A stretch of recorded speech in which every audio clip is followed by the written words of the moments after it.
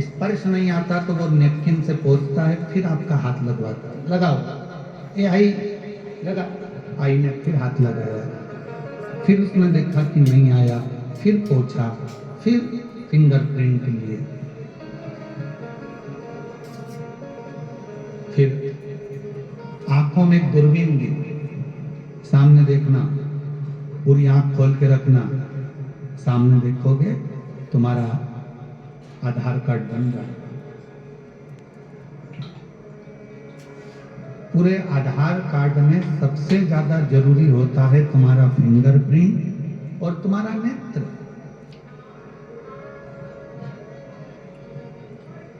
उसी तरह जैसे तुमको पहचानने के लिए तुम्हारा फिंगरप्रिंट, तुम्हारे नेत्र जरूरी है, उसी तरह परमात्मा के बनने के लिए भी तुम्हारी दृष्टि और तुम्हारे हाथ से करी गई सेवा बहुत जरूरी है।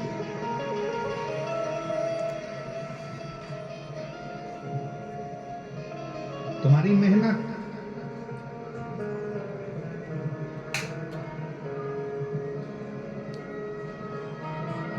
तुम्हारी संगत और तुम्हारी रंगत, ये बहुत, आप कितनी मेहनत कर रहे हो,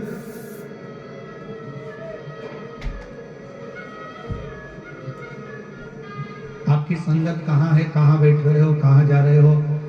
माँ जगत जननी पार्वती मैया को भगवान शंकर अपने साथ रोज लेकर जाते हैं, रोज, प्रतिदिन।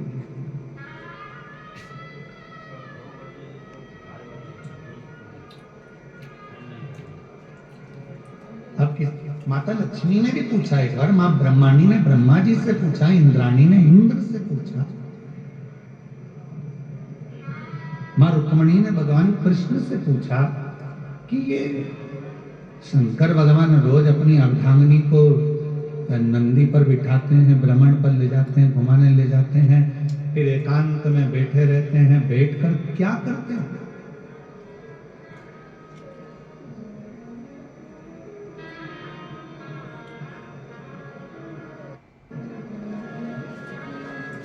जब पति और पत्नी भ्रमण पर जाएं, घूमने के लिए जाएं और कहीं ऐसा मौका मिले कि तुम एकांत में बैठे हो, तो शिव महापुराण की कथा कहती है शंकर पार्वती जैसा एक ज्ञान प्रकट करने का प्रयास है।